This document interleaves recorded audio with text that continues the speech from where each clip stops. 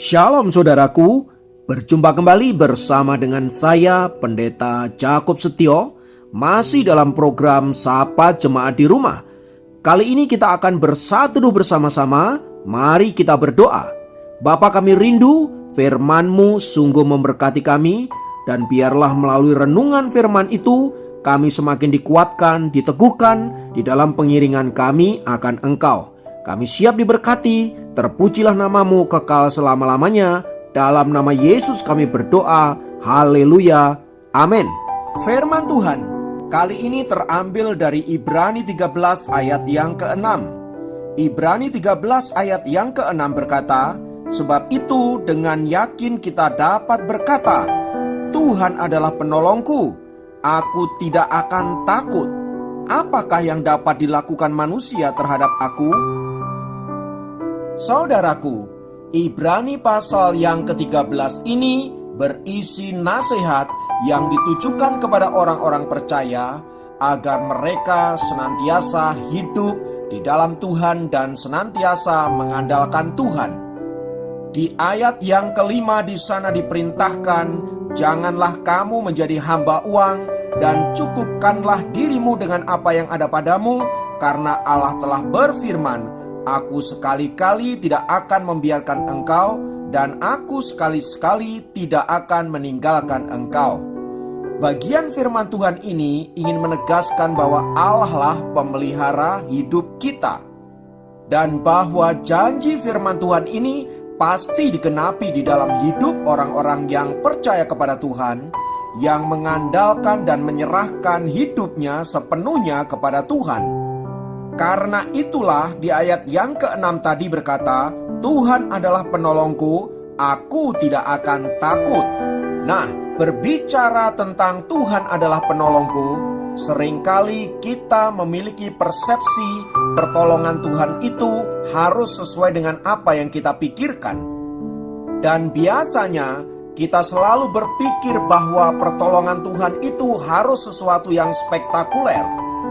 Tapi tahukah Anda saudara-saudara bahwa cara Tuhan kadang sangat sederhana sekali dalam hidup kita. Melalui hal-hal yang kecil, hal-hal yang remeh-temeh dapat dipakai oleh Allah untuk menyatakan kuasanya, untuk menyatakan kelepasannya, bahkan untuk menolong hidup kita. Seperti yang dialami oleh seorang pria Prancis yang bernama Kearney. Kearney suatu kali melakukan tindakan yang menjengkelkan Kaisar Napoleon Bonaparte. Karena hal itu, maka Kearney dimasukkan ke dalam sel bawah tanah. Sejak peristiwa itu, teman-temannya, orang-orang dekat mulai meninggalkan Kearney satu persatu, sehingga dia merasa sendirian dan putus asa di dalam penjara. Dan di tengah keputusasaannya itu, ia mengambil batu dan menuliskan sebuah kalimat di dinding sel penjaranya. Tidak seorang pun yang peduli. Setelah sekian lama menjalani hukuman di dalam penjara, suatu hari sebatang tunas kecil menyembul melewati celah kecil di lantai selnya dan mulai tumbuh ke atas menuju sebuah cahaya kecil di atap selnya.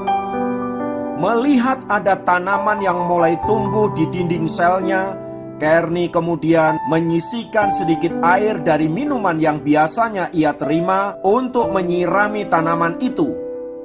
Hari demi hari ia lakukan dengan begitu tekun, hingga tanaman itu tumbuh menjadi besar dan kemudian mengeluarkan sebuah bunga berwarna biru yang sangat indah.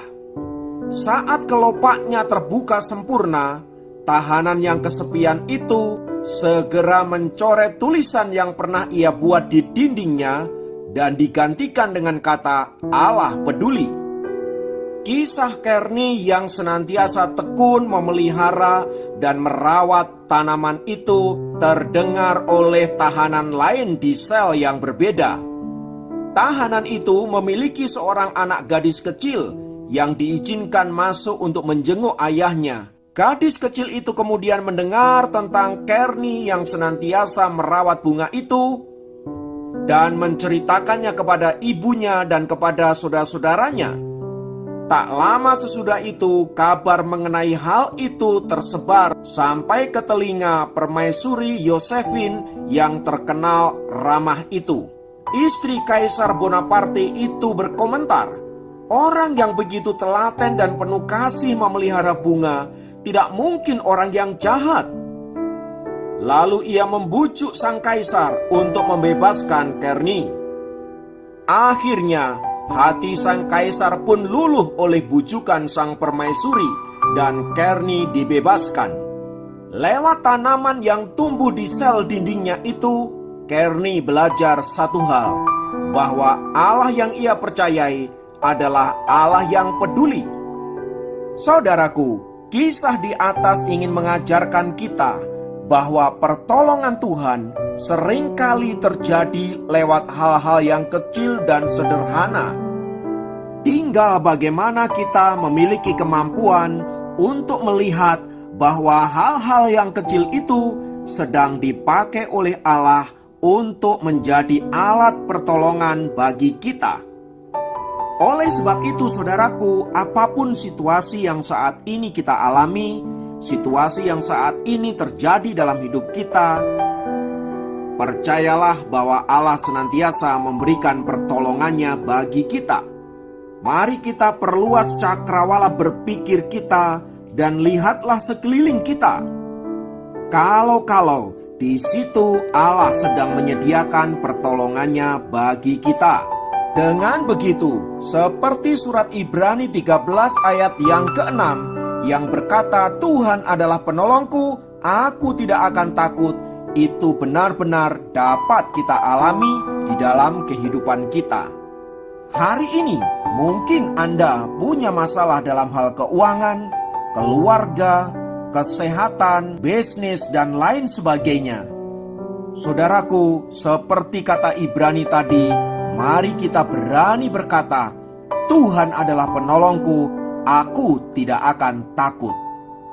Kiranya firman Tuhan ini memberkati Anda dimanapun berada. Mari kita berdoa. Tuhan, kami naikkan syukur untuk kasih-Mu, untuk penyertaan-Mu, untuk apapun yang Kau izinkan untuk kami alami. Kami percaya Engkau ada di sana untuk menolong setiap kami. Oleh sebab itu, ajarkan kami percaya sepenuhnya akan cara-Mu untuk menolong kami. Mungkin itu lewat hal-hal yang kecil, hal-hal yang sederhana. Buka cakrawala kami Tuhan, agar kami dapat mampu menangkap apa yang hendak Kau kerjakan dalam hidup kami. Terpujilah nama-Mu kekal selama-lamanya. Dalam nama Yesus kami berdoa, haleluya, amin. Demikian program Sahabat Jemaat kali ini. Sampai jumpa dalam program Sahabat Jemaat yang lain. Tuhan Yesus memberkati.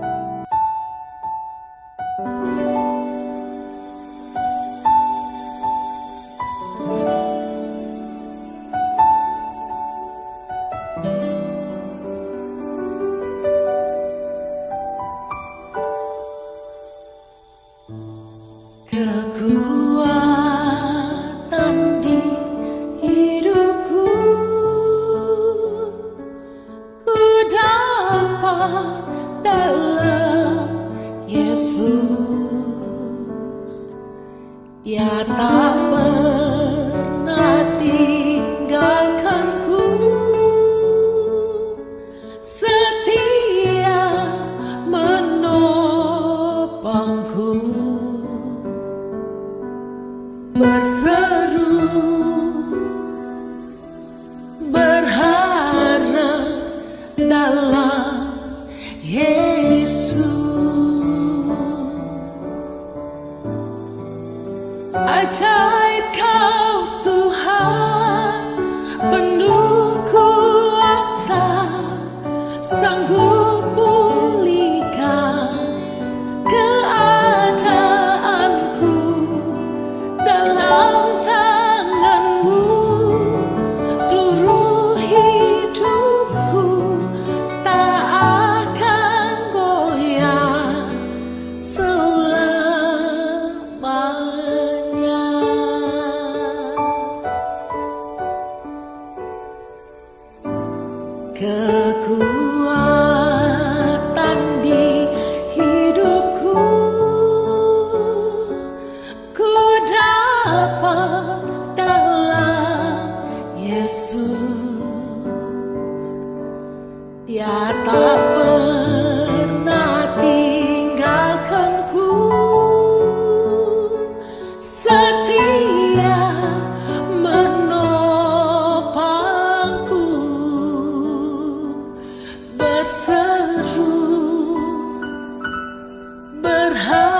ada dalam Yesus. Ajaib Kau Tuhan, penuh kuasa, sanggup pulihkan keadaanku. Dalam tangan-Mu seluruh hidupku tak akan goyah selamanya. Ajaib Kau Tuhan, penuh kuasa, sanggup pulihkan keadaanku. Dalam tangan-Mu seluruh hidupku tak akan goyah selamanya.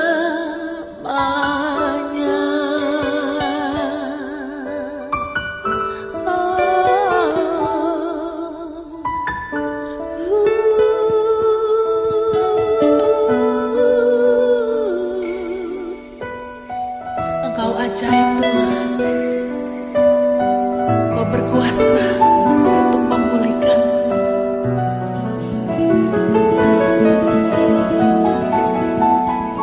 Ajaib Kau Tuhan, penuh kuasa, sanggup pulihkan keadaanku.